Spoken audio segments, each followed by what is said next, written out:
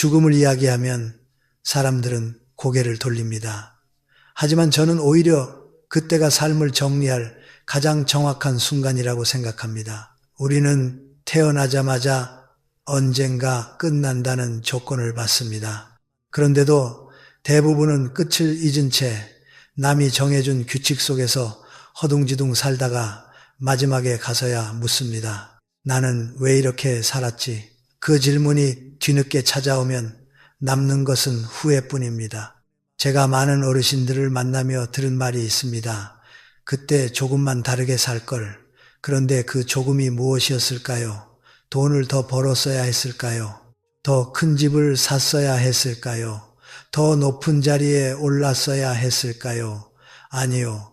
대체로 사람들은 죽음을 앞두고 그런 것을 후회하지 않습니다. 오히려 이런 것을 후회합니다. 정작 내 마음을 돌보지 못했다. 내가 사랑해야 할 사람에게 사랑을 제대로 표현하지 못했다. 남의 눈치를 보느라 내 인생을 빼앗겼다. 그래서 오늘은 아주 단순하게 그러나 핵심만 말씀드리겠습니다.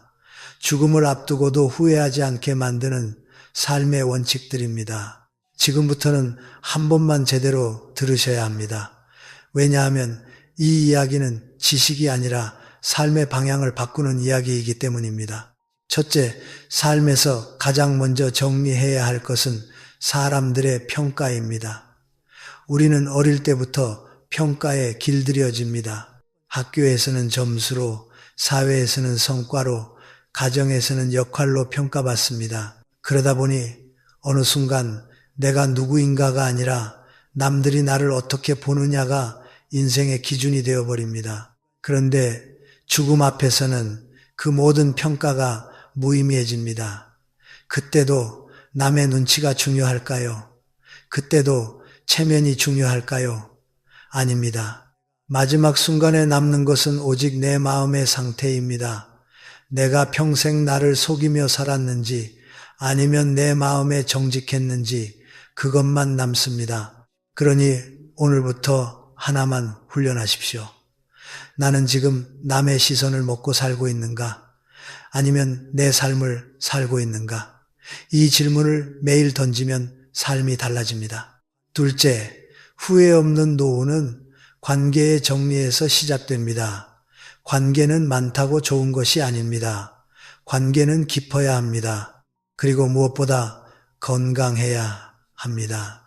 나를 소모시키는 관계, 나를 죄책감으로 묶는 관계, 계속 상처를 주고받는 관계를 끌고 가면 노후는 고통이 됩니다. 많은 분들이 그래도 오래 알았으니까, 가족이니까, 체면이 있으니까 라는 이유로 관계를 유지합니다. 하지만 관계가 삶을 갉아먹으면 그것은 인연이 아니라 짐입니다.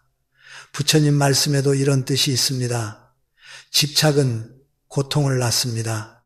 사람에 대한 집착, 인정에 대한 집착, 과거에 대한 집착이 결국 마음을 불태웁니다. 그러니 관계를 정리하라는 말은 차갑게 살라는 뜻이 아닙니다.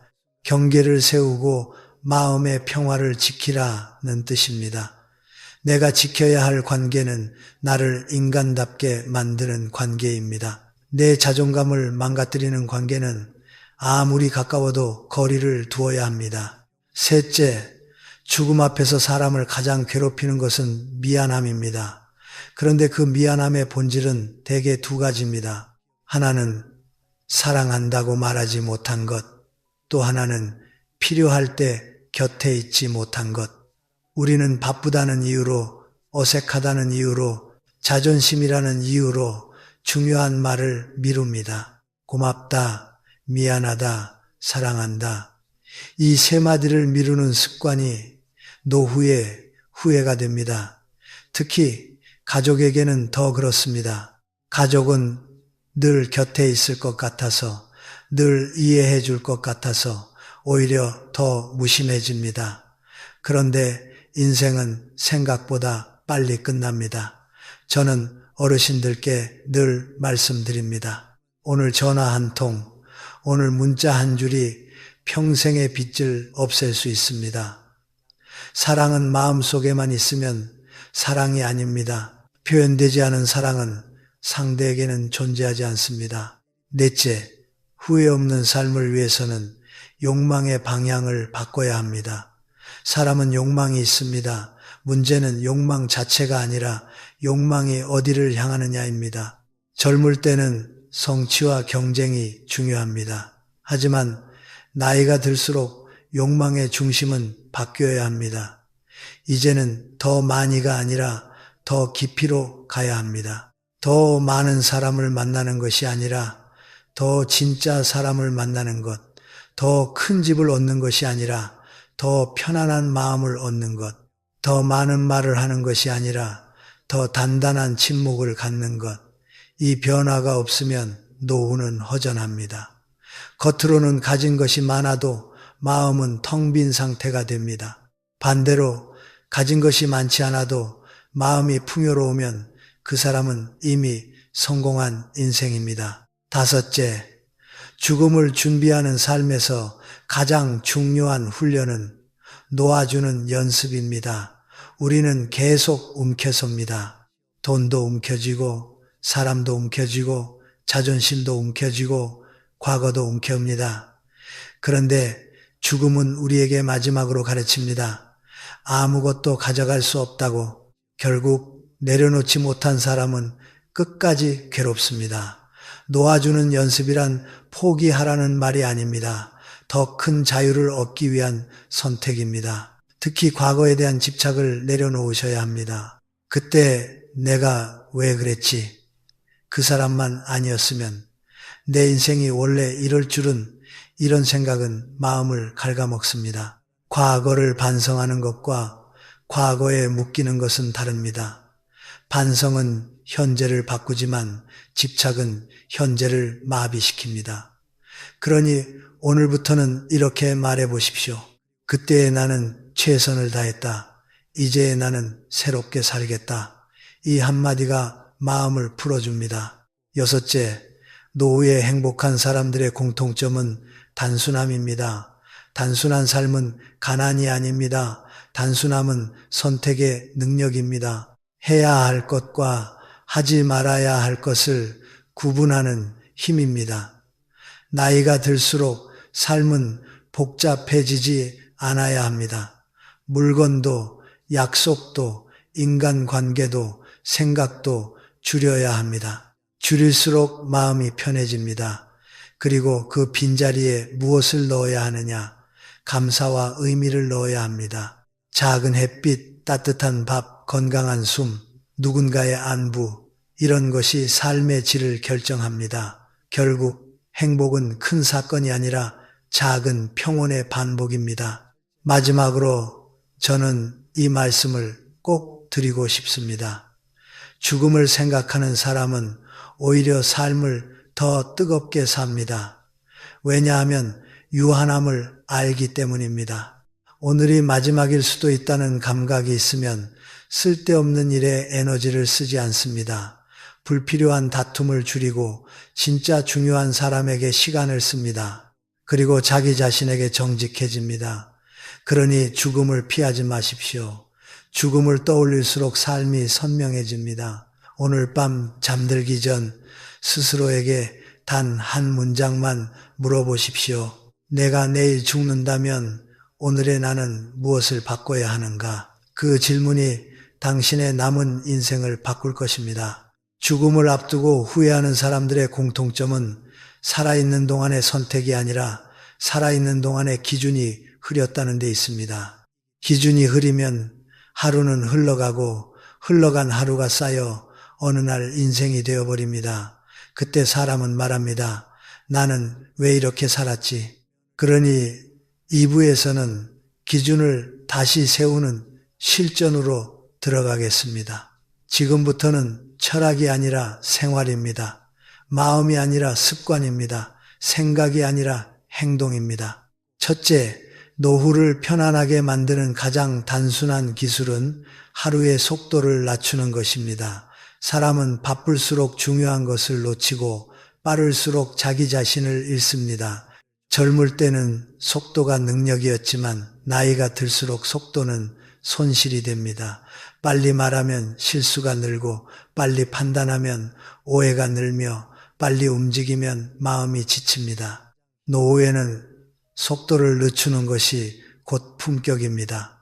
하루에 천천히 하는 시간을 의도적으로 넣으십시오. 식사도 천천히, 걸음도 천천히, 대화도 천천히. 속도가 느려지면 감정의 파도도 낮아집니다.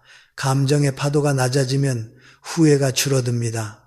후회는 대개 급한 마음이 만든 결과입니다. 둘째, 오늘 해야 할 말과 죽기 전에 해야 할 말은 결국 같습니다. 그것은 감사와 사과입니다. 그런데 많은 사람이 감사와 사과를 상대가 받을 자격이 있을 때만 하려 합니다. 그 순간 삶은 거래가 됩니다. 노후의 인간관계가 피곤한 이유는 관계를 사랑이 아니라 손익으로 계산해 왔기 때문입니다. 감사는 상대의 성적표를 보고 주는 상이 아닙니다. 사과는 상대가 완벽해서 하는 굴복이 아닙니다. 감사는 내가 살아있다는 증거이고 사과는 내가 인간이라는 증거입니다. 지금 당장 실천하십시오. 오늘 하루에만 3번 짧게라도 말하십시오. 고맙습니다. 미안합니다. 당신 덕분입니다. 이 말은 상대를 살리기 전에 먼저 내 마음을 살립니다. 셋째, 노후의 후회가 폭발하는 지점은 관계의 빚입니다. 젊을 때는 일의 빚이 두렵지만 늙어서는 마음의 빚이 두렵습니다. 갚지 못한 마음, 풀지 못한 오해, 끊어버린 인연, 지나친 자존심. 시간이 지나면 해결될 줄 알았는데 시간이 지나면 굳어집니다. 그러니 관계를 정리할 때는 2가지 기준만 기억하십시오. 첫째, 이 관계는 나를 더 좋은 사람으로 만드나? 둘째, 이 관계는 나를 더 잔인하게 만드나? 좋은 관계는 나를 부드럽게 만들고 나쁜 관계는 나를 공격적으로 만듭니다. 노후에는 나를 공격적으로 만드는 관계를 과감히 줄여야 합니다. 모든 사람을 품으려다 내 마음이 무너집니다. 넷째, 인연을 끊으라는 말은 냉정해 보이지만 사실은 자비입니다. 자비는 무조건 참는 것이 아니라 서로를 망치는 방식을 멈추는 것입니다. 자주 연락한다고 좋은 인연이 아닙니다. 오래 알았다고 의리가 아닙니다. 반복해서 상처 주는 관계는 오래된 습관일 뿐입니다. 노후에는 친절한 거리가 필요합니다. 가까이 하면 싸우고 멀리 하면 미워지는 관계라면 거리를 조정하십시오. 자주 만나서 상처받을 바엔 덜 만나고 평안을 지키는 것이 낫습니다. 인연의 품질은 만남의 횟수가 아니라 만남 이후의 마음 상태로 결정됩니다. 다섯째, 죽음을 준비한다는 것은 침울해지는 것이 아니라 인생의 우선순위를 바꾸는 것입니다. 사람은 끝이 보일 때 비로소 본질을 봅니다. 죽음은 삶을 부정하는 사건이 아니라 삶을 정리하게 하는 거울입니다. 그래서 노후에는 해야 할 일 목록보다 하지 않아도 될 일 목록이 더 중요합니다. 하지 않아도 될 비교, 하지 않아도 될 자존심 싸움, 하지 않아도 될 과시, 하지 않아도 될 참견. 이 4가지를 줄이면 마음이 즉시 가벼워집니다. 특히 비교를 줄이십시오. 비교는 노후를 망치는 가장 조용한 독입니다. 비교는 끝이 없습니다. 비교는 감사의 눈을 빼앗습니다. 비교하는 순간 지금 내 손에 있는 복이 보이지 않습니다. 여섯째, 노후를 행복하게 만드는 자산은 돈만이 아닙니다. 고독을 견디는 힘이 자산입니다. 많은 사람이 외로움을 두려워하지만 실제로 사람을 무너뜨리는 것은 외로움이 아니라 의미 없는 관계입니다. 의미 없는 관계가 많을수록 더 외롭습니다. 반대로 혼자 있어도 할 일이 있고 마음이 정돈되어 있으면 외롭지 않습니다. 그러니 노후의 고독을 두려워하지 말고 혼자 있는 능력을 길러야 합니다. 하루에 20분이라도 조용히 앉아 마음을 정리하십시오. 뉴스와 소음으로 마음을 채우지 마십시오. 마음은 비워야 맑아집니다. 채우면 탁해집니다. 일곱째, 후회 없는 삶은 거창한 업적이 아니라 오늘의 작은 책임에서 시작됩니다. 책임이라고 해서 무거운 것이 아닙니다. 약속을 지키는 책임, 말의 온도를 지키는 책임, 건강을 돌보는 책임, 가족에게 상처 주지 않는 책임, 노후에는 특히 말이 중요합니다. 말은 무기가 될 수도 있고 약이 될 수도 있습니다. 오늘부터 이 한 가지를 실천하십시오. 말을 하기 전에 1초만 멈추십시오. 그리고 스스로에게 묻습니다. 이 말은 필요합니까? 지금 해야 합니까? 상대를 살립니까? 이 1초가 인생을 바꿉니다. 젊을 때는 실수해도 기회가 많지만 노후에는 실수의 비용이 큽니다. 말 실수 하나가 관계를 끊고 관계가 끊기면 마음이 병이 됩니다. 여덟째, 노후의 가장 큰 착각은 나중에 하겠다입니다. 나중은 오지 않습니다. 나중은 늘 현재를 피하려는 변명입니다. 죽음을 앞둔 사람이 가장 많이 하는 말은 그때 했어야 했는데입니다. 그러니 오늘 하십시오. 자녀에게 따뜻한 말 한마디, 배우자에게 고맙다는 말, 부모님이 계시다면 안부, 연락이 끊긴 사람에게는 짧은 메시지 한 줄, 잘 지내십니까? 문득 생각이 나서 인사드립니다. 이 한 줄이 마음의 빚을 덜어줍니다. 마음의 빚이 줄어들면 죽음 앞에서 더 평온해집니다. 아홉째, 노후의 행복은 욕망을 줄이는 기술입니다. 욕망을 줄인다는 것은 포기하라는 뜻이 아닙니다. 불필요한 것을 줄이라는 뜻입니다. 집에 물건이 많으면 마음이 복잡해지고 마음이 복잡하면 후회가 늘어납니다. 필요 없는 물건을 버리듯 필요 없는 감정도 버려야 합니다. 서운함, 억울함, 분노, 질투, 이 감정들은 다 내가 기대한 만큼 상대가 움직이지 않았다는 신호입니다. 기대를 줄이면 감정도 줄어듭니다. 기대를 줄인다는 것은 사랑을 포기하는 게 아니라 상대를 내 방식으로 조종하려는 욕심을 내려놓는 것입니다.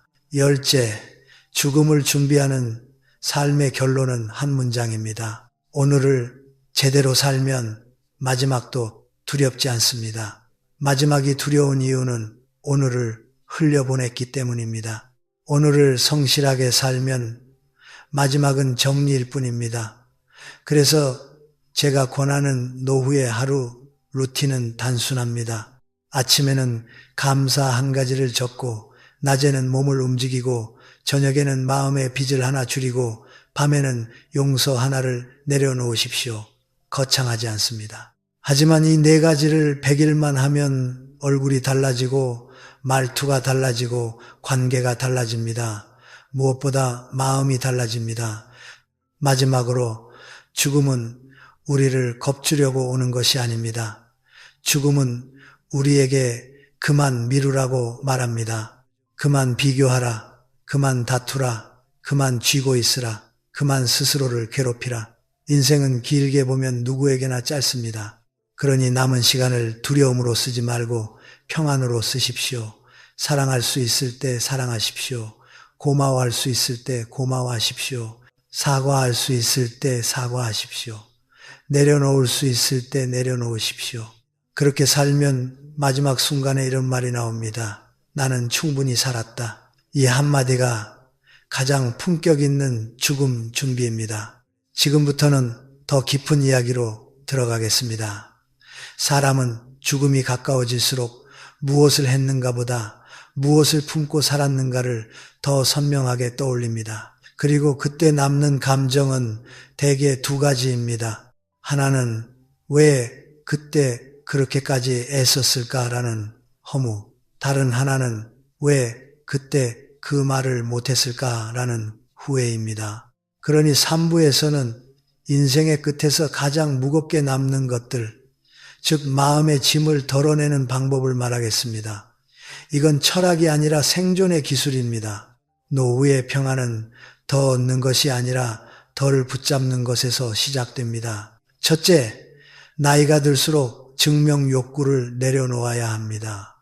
젊을 때는 성취로 자신을 증명해야 했습니다. 가난을 이기기 위해, 무시를 견디기 위해, 가족을 지키기 위해.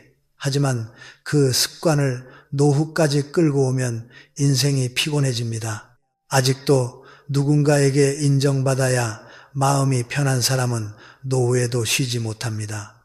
그러니 이제는 삶의 기준을 바꾸십시오. 나는 무엇을 보여줄 것인가가 아니라 나는 무엇을 지킬 것인가로 바꿔야 합니다. 체면을 지키는 것이 아니라 마음을 지키는 것, 남의 평가를 지키는 것이 아니라 내 건강을 지키는 것, 남의 시선을 지키는 것이 아니라 내 평안을 지키는 것, 이 전환이 되면 노후의 불안이 절반으로 줄어듭니다. 둘째, 후회의 대부분은 말하지 못한 것에서 생깁니다. 사람들은 행동을 못해서 후회한다고 생각하지만 실제로는 마음을 표현하지 못해서 후회합니다. 사랑한다고 말하지 못한 것, 고맙다고 말하지 못한 것, 미안하다고 말하지 못한 것, 그리고 이제 그만하자고 말하지 못한 것, 특히 마지막이 치명적입니다. 관계에서 상처를 반복하는 사람들은 그만이라는 한마디를 못해서 평생을 소모합니다. 노후에는 정리의 용기가 필요합니다. 관계에서 상처를 반복하는 사람들은 그만이라는 한마디를 못해서 평생을 소모합니다. 화내는 용기가 아니라 정리하는 용기입니다. 좋은 말만 하는 사람이 착한 사람이 아닙니다.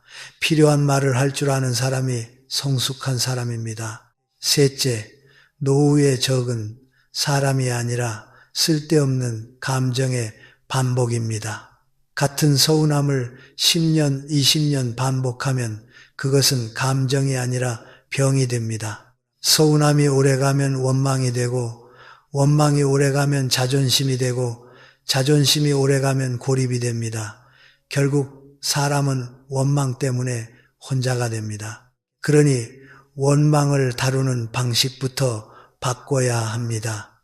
원망은 상대를 벌주는 감정처럼 보이지만 실제로는 내 마음을 벌주는 감정입니다. 원망을 품으면 상대가 아픈 것이 아니라 내가 먼저 아픕니다. 잠이 깨고 몸이 굳고 말이 거칠어집니다. 그러니 원망이 올라올 때는 이렇게 물으십시오. 이 감정이 내 남은 시간을 가치 있게 만들까? 대부분의 경우 답은 아닙니다. 그럼 내려놓으십시오. 내려놓는다는 건 상대를 용서한다는 뜻만이 아닙니다. 내 시간을 살린다는 뜻입니다. 넷째, 사람은 죽음이 가까워질수록 돈보다 관계의 정리가 더 두려워집니다. 돈은 계산할 수 있지만 관계는 계산이 안 되기 때문입니다. 그래서 노후에는 관계 장부를 정리해야 합니다. 아주 단순하게 적으십시오. 나를 편하게 하는 사람 5명, 나를 지치게 하는 사람 5명, 그리고 그 다음 문장으로 결정하십시오. 편하게 하는 사람에게는 더 자주 마음을 표현하고 지치게 하는 사람에게는 거리를 두는 것입니다. 이것이 냉정해 보이지만 사실은 모두에게 이롭습니다. 내 마음이 무너지면 결국 주변도 힘들어집니다. 내가 참아야 가족이 편하다는 생각은 아름답게 들리지만 오랫동안 참으면 언젠가 폭발합니다. 그 폭발이 가족을 더 아프게 합니다. 그러니 평안은 참음이 아니라 조절입니다. 조절은 죄가 아닙니다.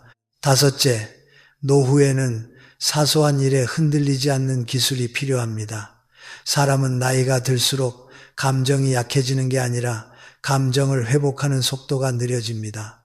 젊을 때는 하루 지나면 잊히던 일이 노후에는 일주일을 붙잡고 있습니다. 그래서 작은 말 한마디가 깊게 박힙니다.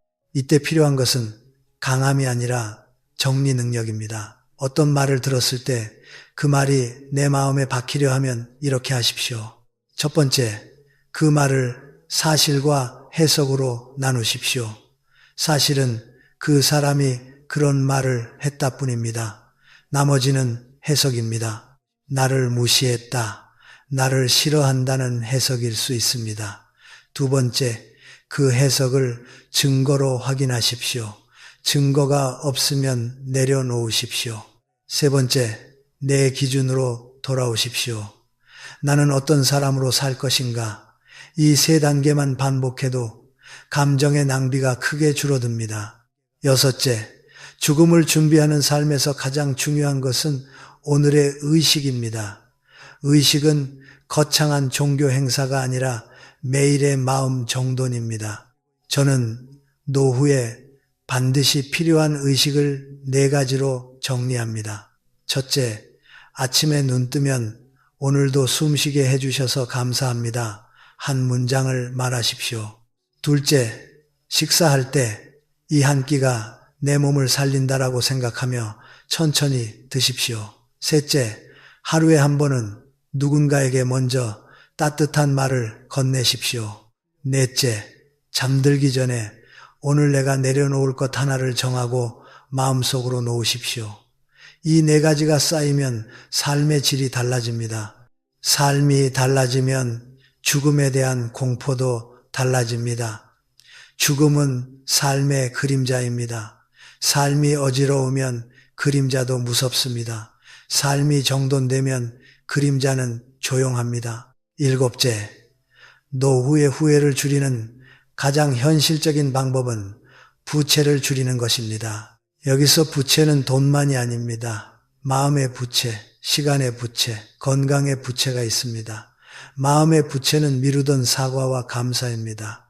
시간의 부채는 해야 할 일을 미루며 쌓아둔 것들입니다. 건강의 부채는 괜찮겠지 하며 방치한 몸의 신호입니다. 이 부채는 나중에 한꺼번에 찾아옵니다. 그러니 오늘부터는 부채를 조금씩 갚으십시오. 아주 작은 단위로 전화 한 통, 메시지 한 줄, 20분 산책, 물 한 컵, 10분 스트레칭. 이렇게 사소한 것들이 노후를 지켜줍니다. 행복은 거대한 사건이 아니라 작은 관리의 결과입니다. 여덟째, 나이가 들수록 사람은 내가 옳다는 확신에 갇히기 쉽습니다. 경험이 많아질수록 확신도 강해지기 때문입니다. 그러나 확신이 강해지면 관계는 멀어집니다. 노후에 고립되는 많은 이유가 여기 있습니다. 자녀가 멀어지는 이유도, 배우자가 지치는 이유도, 친구가 연락을 끊는 이유도 대화가 설득이 아니라 판결이 되기 때문입니다. 그러니 노후에는 옳음보다 따뜻함을 선택해야 합니다. 옳은 말을 하면 이길 수는 있지만 사랑을 잃을 수 있습니다. 반대로 따뜻한 말을 하면 때로는 손해처럼 보이지만 마음을 얻습니다. 결국 노후에 필요한 것은 승리가 아니라 동행입니다. 아홉째, 죽음을 앞두고 가장 크게 후회하는 것은 나 자신에게 너무 가혹했다는 사실입니다. 남을 위해 살았다, 가족을 위해 살았다, 책임을 다했다. 그런데 정작 자신을 돌보지 않았습니다. 그러니 3부의 결론은 이것입니다. 남은 삶에서만큼은 자신에게 부드러워지십시오. 부드럽다는 것은 나약하다는 뜻이 아닙니다. 자기 자신을 학대하지 않는다는 뜻입니다. 스스로에게 이렇게 말하십시오. 나는 충분히 애썼다. 나는 이제 조금 쉬어도 된다. 나는 내 마음을 지킬 권리가 있다. 이 말이 허락되면 인생이 편안해집니다. 마지막으로 죽음은 우리에게 한 가지 질문만 던집니다. 당신은 당신답게 살았는가? 남의 기대에 맞춰 살았는가? 남의 시선에 맞춰 살았는가? 남의 기준에 맞춰 살았는가? 아니면 내 양심과 내 평안에 맞춰 살았는가? 지금부터라도 늦지 않습니다. 오늘 한 가지를 줄이십시오. 비교를 줄이고 원망을 줄이고 증명 욕구를 줄이고 쓸데없는 관계를 줄이십시오. 대신 한 가지를 늘리십시오. 감사, 사과, 침묵, 그리고 따뜻한 말. 이 네 가지가 늘어나면 노후의 결이 달라집니다. 그리고 마지막 순간 우리는 이렇게 말할 수 있습니다. 나는 내 삶을 정리하며 살았다. 그 말이 가능해지면 죽음은 두려움이 아니라 조용한 귀가가 됩니다. 나이가 들수록 사람은 결국 무엇을 남길 것인가가 아니라 무엇을 비울 것인가로 삶을 정리하게 됩니다. 그런데 비우는 일은 결코 쉬운 일이 아닙니다. 젊은 시절에는 모으는 것이 미덕이었고 쌓아 올리는 것이 성취였고 버티는 것이 책임이었으니까요. 그래서 사부에서는 비움을 감정적인 구호가 아니라 노후를 실제로 살리는 구체적인 기술로 말씀드리겠습니다. 죽음을 준비하는 삶이란 내 손에서 하나씩 내려놓는 연습입니다. 내려놓을수록 마음은 가벼워지고 가벼워질수록 남은 시간은 더 선명해집니다. 첫째, 노후에 가장 먼저 비워야 할 것은 비교입니다. 비교는 젊을 때도 독이지만 노후에는 치명적입니다. 왜냐하면 비교는 나를 현재에 살게 하지 않고 과거의 성적표와 남의 성공담 속에 살게 하기 때문입니다. 저 사람은 자식이 효도한다. 저 집은 노후 준비가 됐다. 나는 왜 이렇게 됐을까? 이런 비교는 사실을 말하는 척하지만 실제로는 내 마음을 찢는 습관일 뿐입니다. 비교가 들어오는 순간 스스로에게 한 문장만 하십시오. 나는 내 속도로 간다. 이 한 문장은 노후의 정신 건강을 지켜주는 문장입니다. 둘째, 비워야 할 것은 미련입니다. 미련은 과거의 선택을 붙잡는 마음입니다. 그때 그 일을 했더라면, 그때 그 사람을 놓지 않았더라면, 그러나 인생은 늘 그때의 최선으로 움직였습니다. 지금의 내가 보기엔 부족해 보여도 그때의 나는 그때의 힘으로 살아냈습니다. 그러니 미련을 버린다는 것은 과거를 부정하는 게 아니라 과거의 나를 용서하는 일입니다. 노후에 미련이 많으면 잠이 얕아집니다. 마음이 과거를 떠돌기 때문입니다. 잠이 무너지면 몸이 무너지고 몸이 무너지면 생각도 어두워집니다. 그러니 미련을 비우는 것은 감정 정리가 아니라 건강 관리입니다. 셋째, 비워야 할 것은 완벽주의입니다. 노후에 완벽주의를 붙잡고 있으면 삶이 끝없이 불만족스럽습니다. 집도, 자식도, 관계도, 건강도 늘 아직 부족하다는 평가를 받습니다. 그런데 완벽은 도착지가 아니라 환상입니다. 특히 인간관계에서 완벽을 기대하는 순간 실망은 필연이 됩니다. 노후에는 삶의 기준을 이렇게 바꾸십시오. 완벽이 아니라 충분입니다. 오늘 내가 숨 쉬고 먹고 잠들 수 있다면 충분합니다. 한 사람과 따뜻한 말을 나눌 수 있다면 충분합니다. 이 기준이 서면 행복은 갑자기 가까워집니다. 넷째, 비워야 할 것은 남의 감정까지 책임지는 습관입니다. 이것 때문에 노후가 가장 지칩니다. 자녀가 기분 나쁘면 내가 미안하고 배우자가 화내면 내가 잘못한 것 같고 친척이 삐치면 내가 풀어야 할 것 같고 그러나 분명히 하셔야 합니다. 남의 감정은 남의 몫입니다. 내가 할 수 있는 것은 예의를 지키는 것, 경계를 세우는 것, 그리고 내 마음을 지키는 것뿐입니다. 책임감을 사랑으로 착각하면 내 인생은 끝까지 남의 기분에 끌려갑니다. 노후에는 사랑을 이렇게 정의해야 합니다. 서로의 감정을 존중하되 서로의 인생을 대신 살지 않는다. 다섯째, 비워야 할 것은 붙잡는 말입니다. 노후에는 말이 인생을 결정합니다. 특히 가족에게 하는 말, 그 중에서도 자녀에게 하는 말은 돌이키기 어렵습니다. 나이가 들수록 우리는 조언을 사랑이라고 믿습니다. 그러나 조언이 많아질수록 자녀는 숨습니다. 잔소리는 사실상 너는 아직 부족하다는 메시지로 들리기 때문입니다. 그래서 노후에는 말의 원칙이 필요합니다. 조언은 요청받았을 때만, 평가가 아니라 공감부터. 결론을 내리지 말고 질문을 던지기, 왜 그랬어? 가 아니라 힘들었겠구나. 이 한 문장이 관계를 살립니다. 말은 인연을 이어주는 끈이기도 하지만 인연을 끊는 칼이기도 합니다. 여섯째, 비움의 핵심은 정리입니다. 집 정리만이 아닙니다.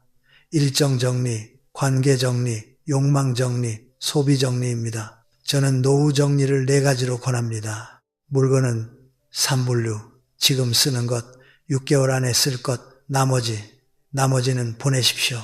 일정은 2분류, 내 건강을 살리는 일정, 내 에너지를 빼앗는 일정, 후자는 줄이십시오.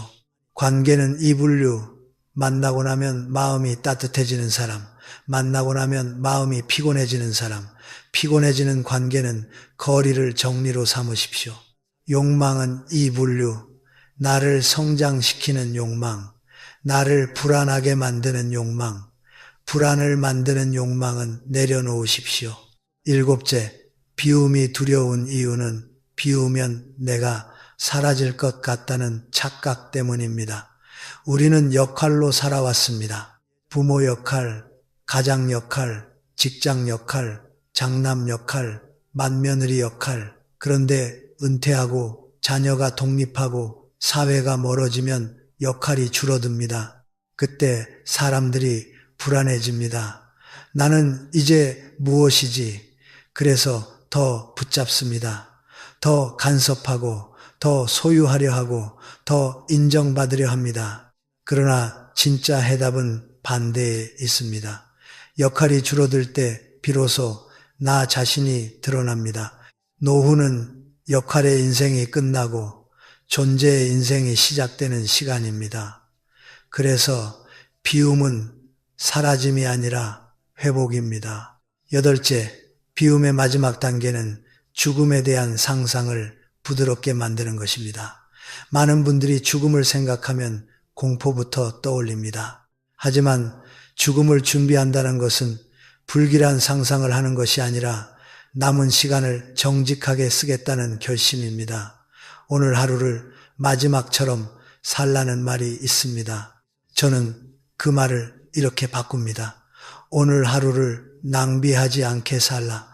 마지막처럼 살면 오히려 조급해집니다. 그러나 낭비하지 않게 살면 담담해집니다. 담담함이 노후의 품격입니다. 품격은 많은 것을 가진 사람이 아니라 적은 것으로도 흔들리지 않는 사람에게 생깁니다.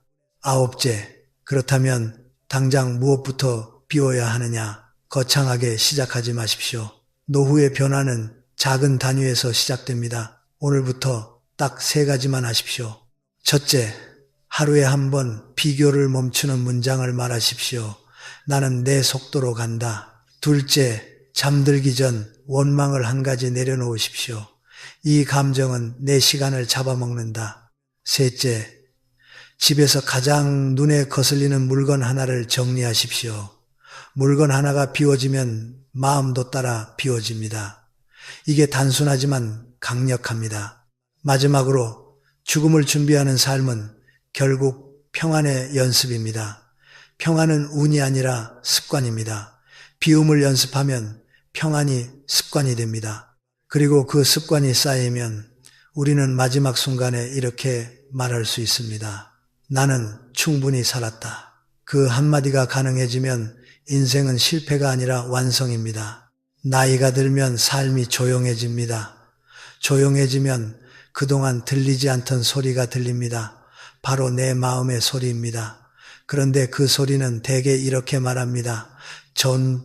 이제는 그만 애써도 된다. 이제는 나를 지켜야 한다. 오부에서는 이 조용함을 두려워하지 않고 노후를 진짜로 행복하게 만드는 기술, 즉 혼자 있는 시간과 관계의 균형을 어떻게 잡을 것인가를 말씀드리겠습니다.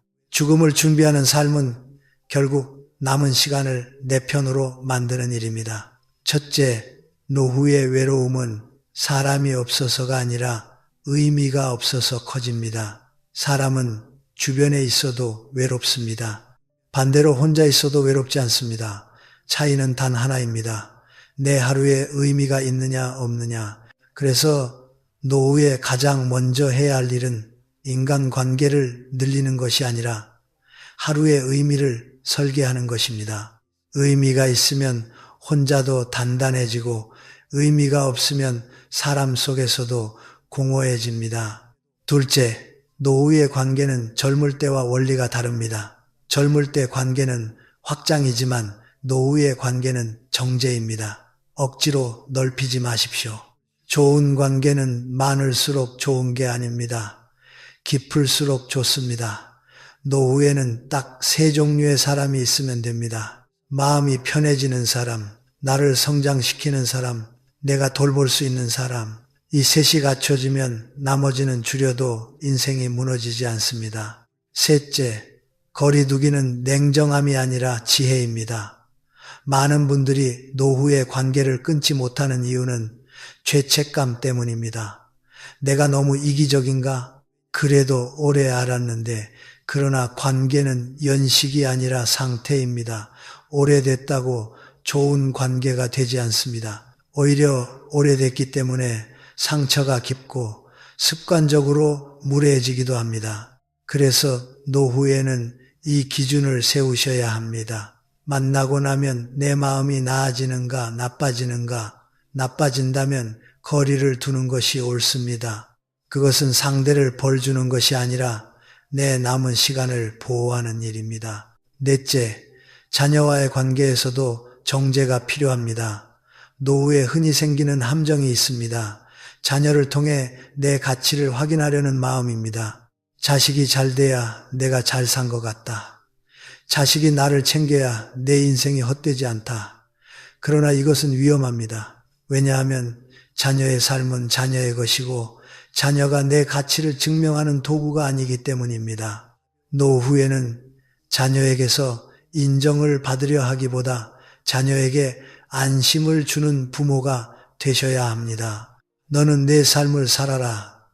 나는 나를 잘 돌본다. 이 말이 자녀를 편하게 하고 관계를 오래 갑니다. 다섯째, 배우자 관계도 달라져야 합니다. 노후에는 함께 있는 시간이 길어집니다. 그래서 작은 습관이 크게 보입니다. 말투 하나, 숨소리 하나까지 신경이 올라옵니다. 이때 필요한 것은 사랑의 감정이 아니라 생활의 기술입니다. 저는 노후 부부에게 딱 두 가지를 권합니다. 하루에 한 번은 서로에게 감사를 말할 것, 이유는 크지 않아도 됩니다. 오늘 밥 맛있었어. 약 챙겨줘서 고마워. 하루에 한 번은 서로에게 혼자 있는 시간을 허락할 것. 사랑은 붙어 있는 것이 아니라 숨 쉴 공간을 주는 것입니다. 여섯째, 노후의 행복을 망치는 가장 큰 습관은 불필요한 의무를 끌어안는 것입니다. 친척 모임, 동네 모임, 오래된 지인 약속, 젊을 땐 사회적 의무가 삶을 확장했지만 노후에는 삶을 소모시키기 쉽습니다. 노후의 의무는 줄일수록 좋습니다. 대신 내가 선택한 약속만 남기십시오. 선택한 약속은 에너지를 주고 의무로 끌려간 약속은 에너지를 뺐습니다. 남은 시간은 짧습니다. 뺏기는 시간을 줄여야 합니다. 일곱째, 혼자 있는 시간을 고립이 아니라 회복으로 바꾸는 방법이 있습니다. 방법은 복잡하지 않습니다. 혼자 있는 시간을 세 가지로 채우십시오. 몸을 살리는 루틴, 걷기, 스트레칭, 가벼운 근력, 마음을 살리는 루틴, 읽기, 기록하기, 조용한 명상, 관계를 살리는 루틴, 짧은 안부, 감사 메시지, 한 달에 한 번 깊은 대화, 이 세 가지가 균형을 잡으면 혼자는 고립이 아니라 회복이 됩니다. 여덟째, 노후의 외로움은 갑자기 덮칩니다. 그래서 예방이 중요합니다. 외로움은 심리의 문제로만 생각하지만 사실은 신체 상태와 매우 연결되어 있습니다. 잠이 무너지면 외로움이 커지고, 영양이 무너지면 생각이 어두워지고, 운동이 줄면 불안이 올라옵니다. 그러니 외로움을 감정 문제로만 취급하지 마십시오. 외로움을 줄이는 가장 현실적인 처방은 규칙적인 수면, 규칙적인 식사, 규칙적인 움직임입니다. 몸이 안정되면 마음도 안정됩니다. 이것은 정신론이 아니라 생리학입니다. 아홉째, 노후에 꼭 배워야 할 태도는 거절입니다. 거절은 관계를 깨는 칼이 아니라 관계를 지키는 울타리입니다. 거절을 못하면 결국 폭발합니다. 억지로 맞추다가 어느 날 갑자기 연락을 끊거나 화를 내거나 상처 주는 말을 하게 됩니다. 그래서 노후에는 거절을 이렇게 말하는 연습이 필요합니다. 고맙습니다. 그런데 이번에는 어렵겠습니다. 마음은 그렇지 않은데 몸이 따라주지 않습니다. 다음에 기회가 되면 뵙겠습니다. 거절은 예의 있게 하면 관계를 오히려 오래 갑니다. 열째, 죽음을 준비하는 삶에서 관계의 결론은 하나입니다. 사람을 사랑하되 사람에 매이지 않는다. 매이면 불안해지고 불안해지면 집착하고 집착하면 관계가 망가집니다. 노후의 사랑은 집착이 아니라 존중이어야 합니다. 서로를 존중하면 떨어져 있어도 평안합니다. 붙어 있어도 숨이 쉽습니다. 마지막으로 5부의 핵심 문장을 하나 드리겠습니다. 노후의 하루가 흔들릴 때마다 이 문장을 떠올리십시오. 나는 나를 지킬 의무가 있다. 젊을 땐 남을 위해 살았습니다. 노후에는 내 남은 시간을 위해 살아야 합니다.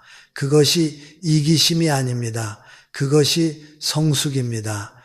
우리는 죽음을 두려워한다고 말하지만 사실은 죽음 그 자체보다 후회로 가득 찬 마지막 장면을 두려워합니다.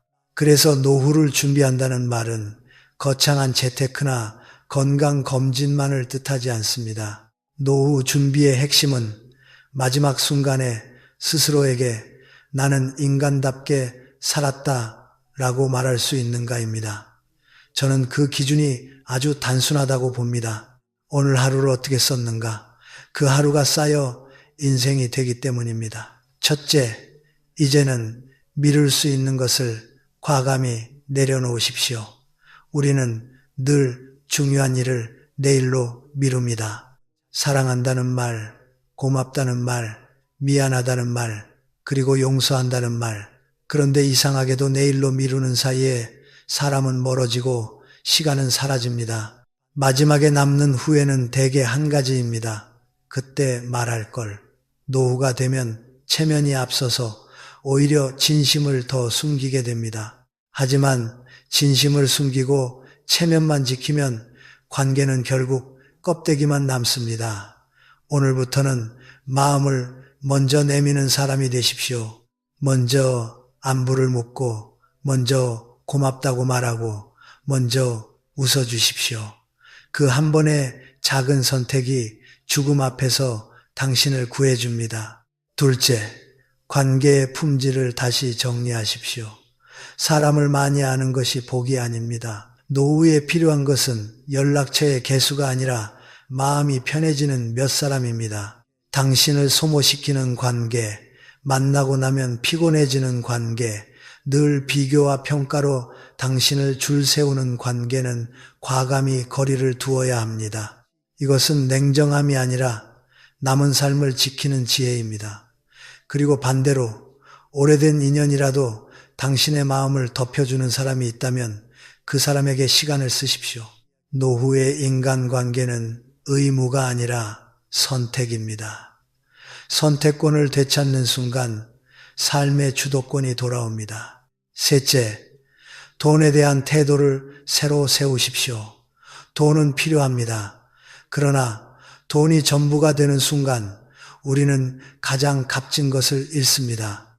노후에 돈 때문에 불안해하는 사람들의 공통점은 금액이 아니라 통제감의 부족입니다. 지출을 모른 채 쓰고 어디에 새는지 모르고 작은 변화에도 휘둘립니다. 그러니 거창한 계획부터 세우지 말고 오늘부터 통제감을 회복하십시오. 한 달 고정 지출을 적고 불필요한 구독을 정리하고 충동 구매의 순간을 한 번만 멈추십시오. 돈을 많이 버는 것이 아니라 돈에 끌려가지 않는 삶이 노후의 평온을 만듭니다. 필요와 욕망을 구분하는 힘이 곧 노후의 재산입니다. 넷째, 건강을 관리가 아니라 존중으로 바꾸십시오. 늙는다는 것은 기능이 떨어지는 것이 아니라 몸이 보내는 신호가 더 분명해지는 것입니다. 몸은 당신에게 끊임없이 말합니다. 이제는 쉬어라. 이제는 천천히 걸어라. 이제는 덜 먹어라. 그런데 많은 사람은 젊을 때처럼 억지로 몰아붙입니다. 그러다 어느 날 병이 오면 그제야 후회합니다. 건강은 미래의 목표가 아니라 오늘의 태도입니다. 매일 20분이라도 걷고 물을 제대로 마시고 잠을 존중하고 몸이 불편한 날에는 스스로를 다그치지 마십시오. 노후의 품격은 비싼 보약에서 나오지 않습니다. 몸을 함부로 쓰지 않는 생활에서 나옵니다. 다섯째, 마음의 짐을 줄이는 훈련을 하십시오. 노후의 고통은 대개 사건이 아니라 생각에서 시작합니다. 과거에 대한 후회, 자식에 대한 걱정, 남의 시선, 비교, 억울함, 이런 것들이 밤에 당신을 깨웁니다. 그러니 마음의 기술이 필요합니다. 첫 번째 기술은 기록입니다. 잠들기 전에 오늘 마음을 무겁게 한 생각을 종이에 적으십시오. 적는 순간 생각은 머릿속에서 빠져나와 종이 위에 놓입니다. 두 번째 기술은 호흡입니다. 길게 숨을 내쉬며 마음속으로 이렇게 말하십시오. 지금 이 순간만 살자. 세 번째 기술은 포기가 아니라 수용입니다. 바꿀 수 없는 과거를 붙잡고 있으면 남은 시간까지 잃습니다. 놓는다는 것은 패배가 아니라 자유입니다. 여섯째, 하루의 의미를 다시 설계하십시오. 많은 분들이 은퇴 후 가장 힘들어하는 것은 돈도 건강도 아닙니다. 쓸모 없어졌다는 감각입니다. 젊을 때는 역할이 많았습니다. 회사에서의 역할, 부모로서의 역할, 사회 속의 역할. 그런데 어느 순간 역할이 사라지면 사람은 자기 존재까지 사라진 것처럼 느낍니다.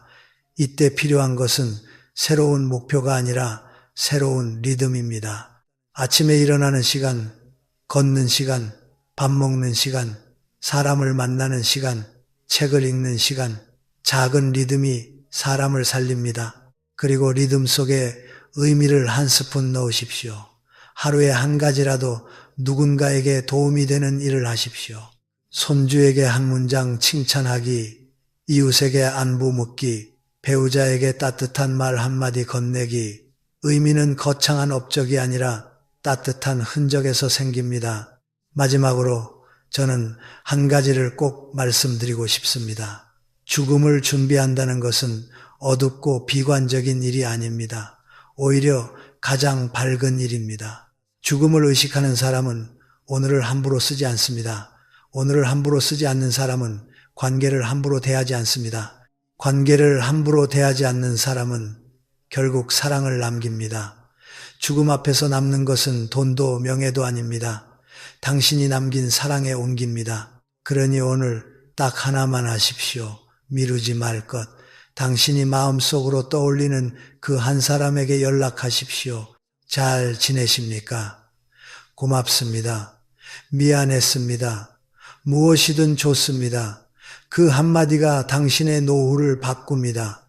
그리고 언젠가 마지막 순간에 당신은 조용히 웃으며 말할 수 있을 것입니다. 나는 후회할 만큼 사랑을 미루지 않았다. 사람이 노후에 가장 크게 무너지는 지점은 나이가 아닙니다. 마음이 꺾이는 순간입니다. 저는 그 순간이 대개 사람 때문에 온다고 봅니다. 기대했던 사람에게서 상처를 받고 믿었던 사람에게서 배신을 느끼고 가장 가까운 가족에게서도 서운함이 쌓일 때 우리는 늙었다고 느낍니다. 그래서 노후를 준비한다는 것은 단순히 오래 사는 준비가 아니라 마음이 꺾이지 않게 사는 준비입니다. 일곱째, 기대를 줄이고 기준을 세우십시오. 여기서 중요한 것은 냉정함이 아니라 정확함입니다. 노후에 불행한 사람들의 공통점은 기대가 크다는 것이 아닙니다. 기대의 방향이 잘못되어 있다는 것입니다. 자식이 내 마음을 알아주길 기대하고 형제 자매가 내 희생을 알아주길 기대하고 배우자가 내가 바라는 방식으로 변해주길 기대합니다. 그런데 사람은 원래 쉽게 변하지 않습니다. 기대는 사랑처럼 보이지만 때로는 상대를 조종하려는 마음이 되기도 합니다. 그러니 기대를 줄이십시오. 대신 기준을 세우십시오. 나는 어떤 관계를 원한다. 나는 어떤 대우를 받아야 한다. 나는 어떤 선을 넘지 않겠다. 기준이 있는 사람은 흔들리지 않습니다. 노후의 평정은 기대가 아니라 기준에서 나옵니다. 그리고 기준을 세웠다면 말로만 하지 말고 행동으로 보여야 합니다. 예컨대 늘 듣는 사람에게 괜찮다며 웃고 넘어가면 그 사람은 계속 늦습니다. 나를 함부로 대하는 사람에게 참아야지 하고 넘기면 그 사람은 계속 함부로 합니다. 노후의 관계는 젊을 때처럼 다시 만들기가 어렵기 때문에 오히려 더 분명해야 합니다. 이런 방식은 힘듭니다. 이 선은 넘지 말아주세요. 이렇게 조용히 말할 줄 알아야 합니다. 이것은 싸우자는 말이 아닙니다. 관계를 살리자는 말입니다. 경계가 없는 관계는 결국 누군가를 망가뜨립니다. 대개는 착한 사람이 망가집니다. 여기서 한 가지 오해를 풀어야 합니다. 많은 분들이 경계를 세우면 외로워진다고 생각합니다. 반대로입니다. 경계를 세우지 못하면 사람 속에서 더 외로워집니다. 만나고도 지치고 웃고도 상처받고 돌아와서는 허무해집니다. 그게 진짜 외로움입니다. 경계를 세우면 관계의 수는 줄 수 있어도 관계의 질은 좋아집니다. 노후에는 많은 사람이 아니라 편한 사람이 필요합니다. 또 한 가지, 기준은 상대에게만 적용하는 것이 아니라 나에게도 적용해야 합니다. 내가 말은 점잖게 하지만 속으로는 상대를 평가하고 있지 않은가? 내가 베풀면서도 언젠가 돌려받아야 한다는 계산을 하고 있지 않은가? 노후에는 이 마음이 그대로 얼굴에 드러납니다. 그래서 스스로에게도 기준을 세워야 합니다. 나는 요구하기 전에 먼저 표현하겠다. 나는 상대를 바꾸려 하기보다 내 태도를 먼저 바꾸겠다. 이렇게 말입니다. 기대가 줄면 놀랍게도 마음이 가벼워집니다. 마음이 가벼워지면 작은 것에 감사할 수 있습니다. 감사할 줄 아는 사람은 노후에 강합니다. 누군가가 10을 주지 않아도 이를 보고 고마워할 수 있는 사람. 그 사람은 늙어도 무너지지 않습니다. 반대로 늘 10을 기대하는 사람은 9를 받아도 서운합니다. 서운함이 쌓이면 원망이 되고 원망이 쌓이면 관계가 끊어집니다. 노후의 비극은 대부분 이런 흐름에서 시작됩니다. 그러니 오늘부터 이렇게 연습하십시오. 기대를 한 줄 줄이고 기준을 한 줄 세우는 연습입니다. 기대를 줄인다는 것은 포기하라는 뜻이 아닙니다. 내가 상처받는 구조를 끊겠다는 뜻입니다. 기준을 세운다는 것은 까다로워지라는 말이 아닙니다. 내 삶의 품격을 지키겠다는 뜻입니다. 노후는 참는 사람이 이기는 게임이 아니라 지키는 사람이 평온한 게임입니다. 마지막으로 한 문장만 남기겠습니다. 노후의 인간관계는 잘 지내는 기술이 아니라 무너지지 않는 기술입니다. 노후의 삶에서 가장 무서운 것은 가난도 병도 아닙니다. 나는 이제 필요 없는 사람인가 라는 생각이 마음속에 자리 잡는 순간입니다. 그때부터 사람은 스스로를 작게 만들고 말을 줄이고 약속을 피하고 결국 혼자가 됩니다. 그런데 우리는 여기서 한 번 더 생각해야 합니다. 혼자가 되는 것이 나쁜 게 아닙니다. 원치 않는데도 밀려나 혼자가 되는 것이 문제입니다. 그래서 8째는 이것입니다. 고립을 막는 작은 연결을 의도적으로 설계하십시오. 많은 분들이 노후의 인간관계를 친구로만 생각합니다. 그래서 친구와 멀어지면 이제 끝이구나 하고 느낍니다. 그러나 노후의 관계는 친구 중심이 아닙니다. 친구는 변수가 큽니다. 건강, 이동, 가족사, 경제 사정 때문에 한순간에 끊길 수 있습니다. 반면에 노후의 안정은 큰 관계가 아니라 작은 연결의 그물에서 생깁니다. 동네 인사, 단골 가게, 정기 모임, 짧은 안부, 가벼운 도움 이런 것들이 쌓이면 어느 날 내 몸이 힘들어도 마음은 무너지지 않습니다. 여기서 핵심은 의도입니다. 사람은 자연스럽게는 고립됩니다. 나이가 들수록 귀찮아지고 말이 줄고 상처받기 싫어서 피합니다. 그래서 더더욱 자연스럽게 두면 안 됩니다. 고립을 막으려면 계획이 필요합니다. 거창한 계획이 아닙니다. 한 주에 딱 3개면 됩니다. 첫째, 주 1회 밖에서 사람 얼굴 보기입니다. 꼭 친한 사람일 필요 없습니다. 동네 카페에서 커피 한 잔을 마시며 사장님과 인사하는 것, 마트에서 계산대 직원과 짧게 웃는 것, 경비실에 수고 많으십니다 한마디 하는 것, 이런 사소한 만남이 왜 중요하냐면 사람은 내가 사회 안에 있다는 감각을 잃는 순간 급격히 늙기 때문입니다. 사회 안에 있다는 감각은 큰 성취가 아니라 작은 접촉에서 유지됩니다. 둘째, 주 1회 내가 도움이 되는 자리 만들기입니다. 노후의 우울은 대부분 받기만 하는 존재가 되었을 때 찾아옵니다. 자식에게도 배우자에게도 사회에게도 짐이 된다고 느끼면 마음이 꺾입니다. 그래서 꼭 필요합니다. 아주 작은 역할이라도 좋습니다. 아파트 분리수거 도우미, 동네 봉사, 성당절 교회에서의 자원활동, 독서 모임의 준비 역할. 핵심은 누군가가 나를 기다린다는 구조입니다. 기다림이 생기면 삶의 리듬이 생깁니다. 리듬이 생기면 마음이 버팁니다. 셋째, 주 1회 내 사람에게 안부 보내기입니다. 여기서 내 사람은 가족일 수도 있고 옛 동료일 수도 있고 오래된 지인일 수도 있습니다. 중요한 것은 길게 말하지 않는 것입니다. 노후에는 긴 대화가 오히려 부담이 됩니다. 짧게 하십시오. 오늘 날씨가 좋네요. 건강하세요. 요즘 문득 생각나 연락드렸습니다. 밥 잘 챙겨 드시고 계시죠? 이 정도면 충분합니다. 짧은 안부가 관계의 불씨를 살립니다. 노후의 관계는 불꽃이 아니라 불씨로 유지됩니다. 여기서 또 한 가지, 연결을 만들 때 많은 분들이 실수하는 것이 있습니다. 사람을 만나면 반드시 잘해야 한다는 강박입니다. 그래서 준비하고 애쓰고 무리합니다. 그러다 지치면 다시 끊습니다. 노후의 연결은 자리 아닙니다. 꾸준히입니다. 조금 서툴러도 됩니다. 말이 짧아도 됩니다. 중요한 건 끊지 않는 것입니다. 사람은 만남이 반복될 때 편안해집니다. 첫 만남의 어색함은 누구나 있습니다. 그러나 반복되면 관계는 부드러워집니다. 그리고 고립을 막는 연결에는 한 가지 원칙이 있습니다. 정서적 의존을 한 사람에게 몰아주지 마십시오.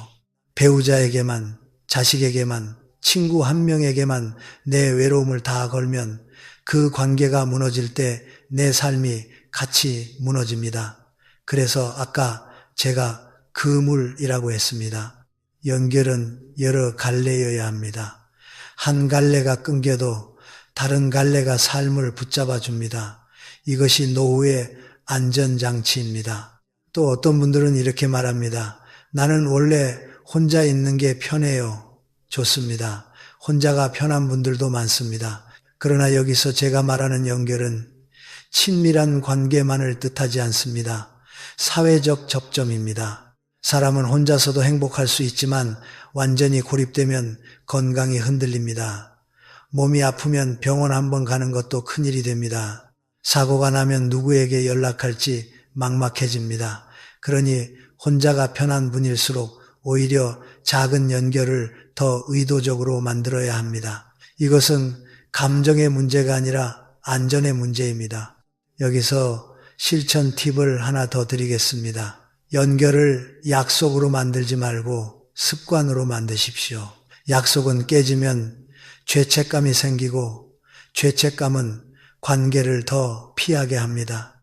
반면 습관은 못해도 다시 하면 됩니다. 예를 들어 매주 화요일 오후 3시에 동네 공원을 한 바퀴 걷는다. 이것은 약속이 아니라 습관입니다. 그런데 그 공원에서 늘 보는 사람이 생깁니다. 그 사람과 자연스럽게 인사가 오갑니다. 그렇게 관계가 생깁니다.